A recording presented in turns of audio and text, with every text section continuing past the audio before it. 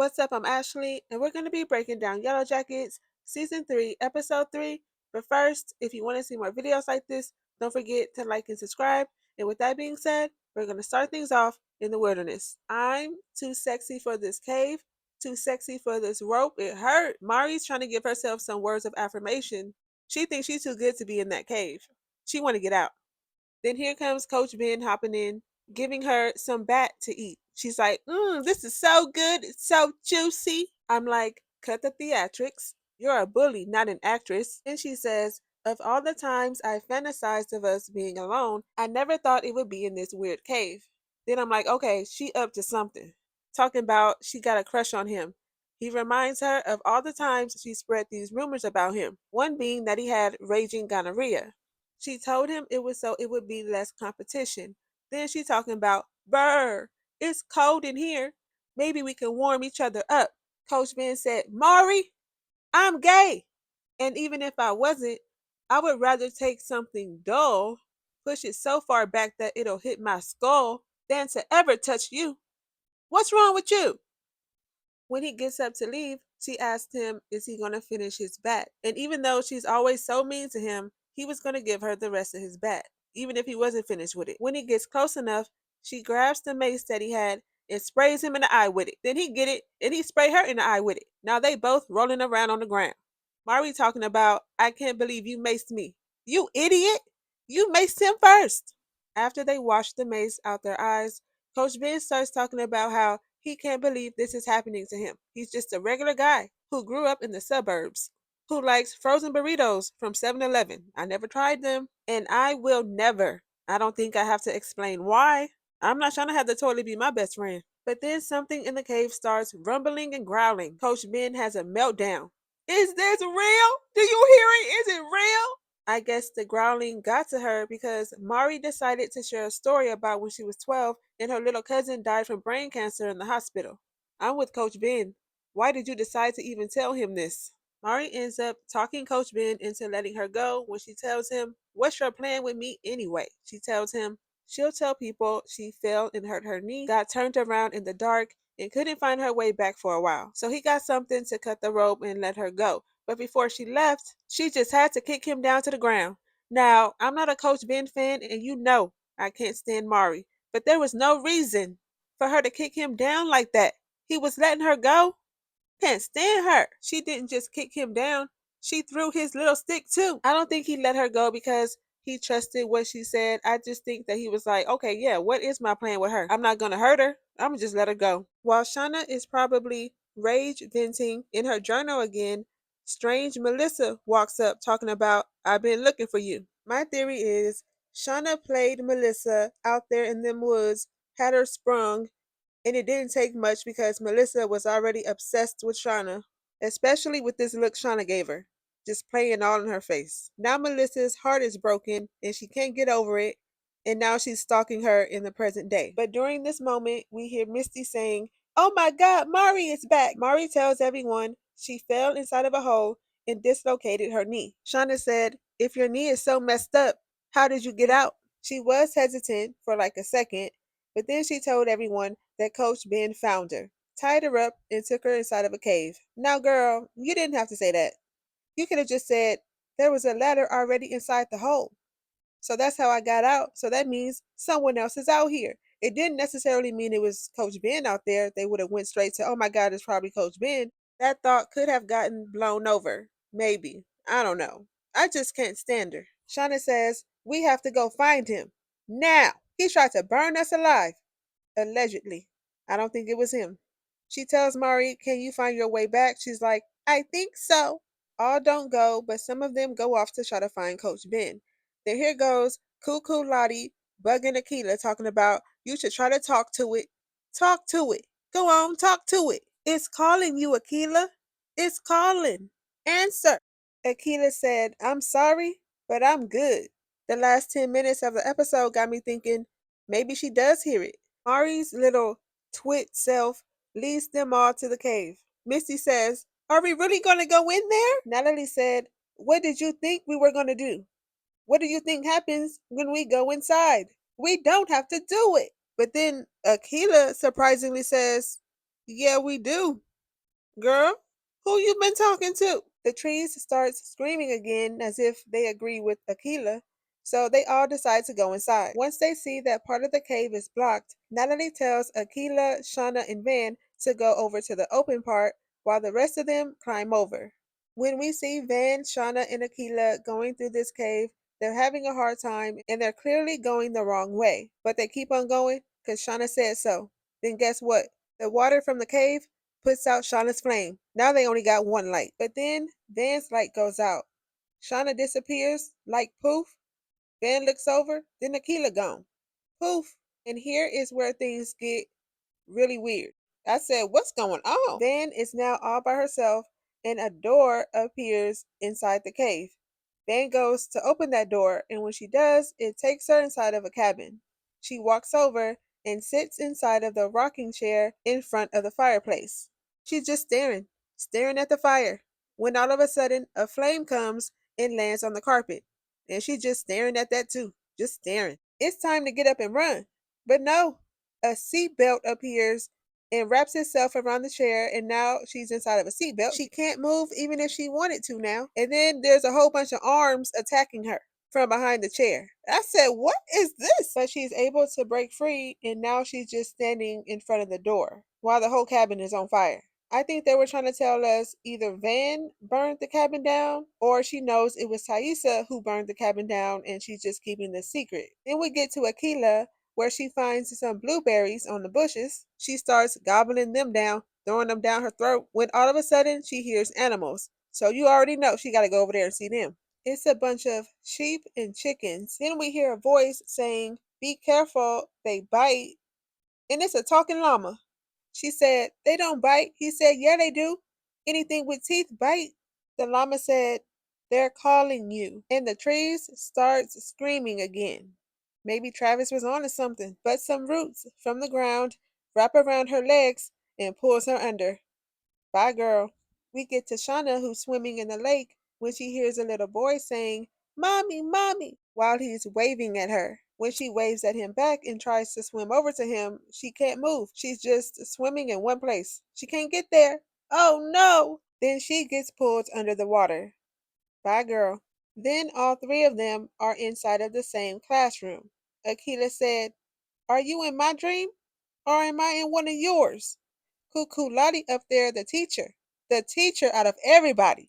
And she says it's only one dream. She wrote on the chalkboard, of all the ways to lose a person, death is the kindest. Seems very dark, but not surprising for her.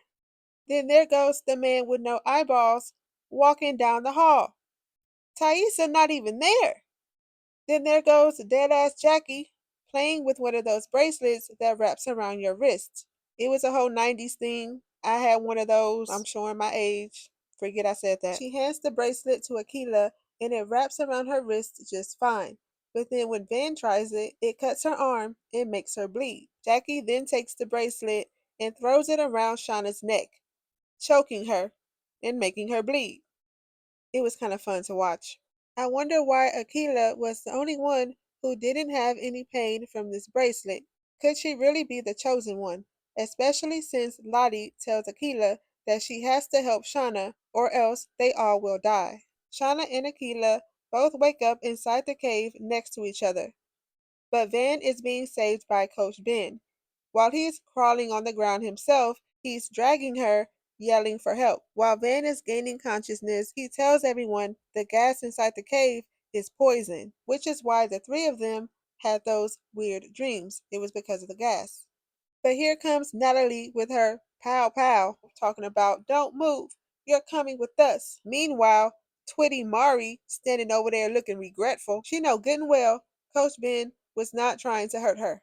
Now she done got everybody out there attacking him, thinking he didn't try to hurt her, burn down the cabin. She ain't no good, but she about to get what she got coming for her. Moving on to present day.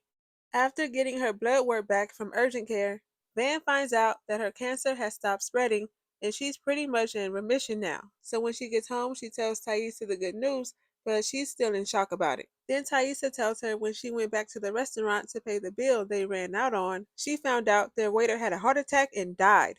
Thaisa says it's been a long time, but it could be happening again.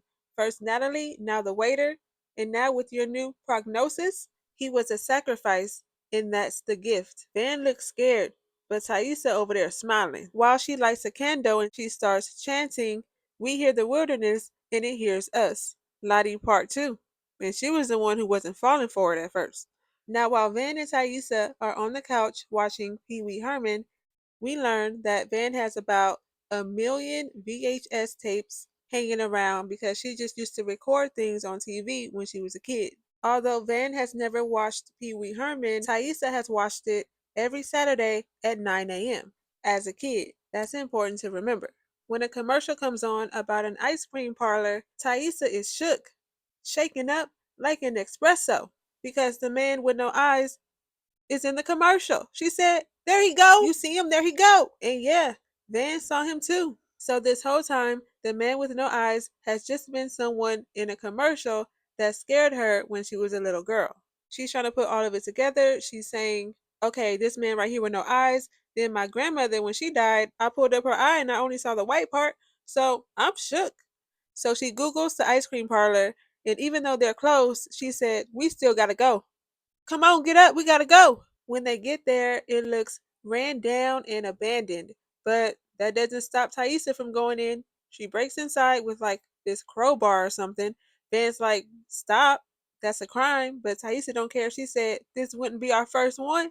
While they're walking around inside, the back door is open when they see a wolf walk by with a dead rabbit in its mouth. Thaisa says, what do you want? While Van says, you know what it wants. It wants more. I think it wants for them to take another life. And why are we seeing a wolf and a rabbit? Could it be because of that whole thing with Van's face getting ripped apart and it being Thaisa's fault because she was supposed to keep watch? We know from episode 1 there's rabbits out there and we know how Shauna feels about rabbits, but mainly I think this was a sign for them to keep sacrificing people so that Van can stay alive. Shauna is making pancakes, but Lottie doesn't want any because it reminds her of the 13th floor, lard and being sedated. She says she's booked and busy, even though she just got off the 13th floor with nowhere to stay, nowhere to go, but she busy though. She can't hang out with Shauna and get lunch. So just when she leaves, there goes Callie saying, I gotta go too. I want to do my makeup. But she already got makeup on. Shauna then gets a call from Misty saying she has some very interesting intel, but she can't tell her over the phone. It has to be in person, so she wants her to meet her at a cafe. While at the cafe, Misty tells Shauna that Callie tried to get them drunk so that they would tell all the secrets about the wilderness, but she put a stop to it and claims that she threatened Lottie that if she told any of the secrets, she would have Shauna throw her out on her butt. Shauna said, why did I have to come here for you to tell me this, Misty? She says, I just wanted you to know that I followed the instructions to the letter and I thought it would be cool for us to hang out. We never do it. Yeah, girl, because she's not your friend. Shauna is trying to come up with every excuse not to hang out with Misty, but of course, Misty insists on going with Shauna to run all of her errands. While they're in the car, Shauna's brakes goes out on her and she can't stop now. They almost run over a park full of people. Once they finally stop, Shauna blames Misty for doing something to her car. She said, you did this. She also accuses her of leaving the phone in the bathroom. But Misty don't know what she's talking about. She said, I didn't do this to your car. What phone? She starts going in on Misty, saying, why did you trick me on eating those scones? Girl, you ordered them, put them in your mouth, chewed it, and swaddled it. Who forced you, girl? She accuses Misty of lying about her work meeting being canceled. She brings up how she holds people hostage and walks around with syringes that will kill people. Her recording Natalie in her motel room, and that something growing up must have warped her, and that one of her parents had to have done something to her as a kid because she is a verified psycho. Shauna, who you calling a verified psycho? Takes one to know one. Shauna is mean. I want you to get out of my minivan. Misty said fine. She finally takes Walter's advice and says, you are not what I deserve. Gets her things and leaves her minivan, but not without falling. Oh, girl, get up. She couldn't wait to get home to burn that group photo and throw it in the fireplace. I'm interested in seeing how Misty will move going forward. They're probably going to need her and she won't show up. Mainly Shauna, because I think Melissa is out there stalking Shauna. I think she did that to her breaks, left the phone there and everything, just on how everything is being edited. In these last 3 episodes, even in this one, after that whole scene, they went straight to Shauna and Melissa, with Melissa saying, I've been looking for you. I don't know, but y'all just let me know what y'all think. Lottie and Callie sneak off and meet up at the mall. Lottie wants to know why she's so intrigued with her, but Callie can't even answer the question. She know why, she's just holding back. I think she just wants to hang out with her to try to get Lottie to spill all the secrets to what happened out there in the wilderness. But is Lottie that stupid to tell her? Because she sure is dumb. Takes a dummy to know a dummy, because she got dumb Callie out there stealing a dress that's almost $1,600. Just wait until Shauna find out. She just might be the new sacrifice. Van lives on. Later that night, Lottie and Callie are in the kitchen cooking dinner as a special thank you to Shauna for letting her stay. As Callie has her taste of some of the food, Shauna notices that Callie is wearing Jackie's necklace. She said, Where did you get it? Where did you get it? Lottie said, I gave it to her. Shauna says, How did you even get it? And you gave it to my daughter? Lottie over there being cuckoo again. She says, It feels right. I mean, don't you feel it too? Her and these feelings, girl. Shauna told her to get her stuff and get out now. Lottie said, It never meant what you thought it meant. Shauna don't want to hear it. She snatched the necklace from Callie's neck and said, Get out my house! Lottie unties her apron and leaves, while Callie runs away, of course. Then Shauna pushes everything off the table. She mad now, but somebody could have ate that. But y'all let me know your thoughts on the episode down in the comments so we can talk about it. And if you haven't already and want to see more videos like this, don't forget to like, comment, and subscribe. Thank you for watching this video, and I'll see you in my next one.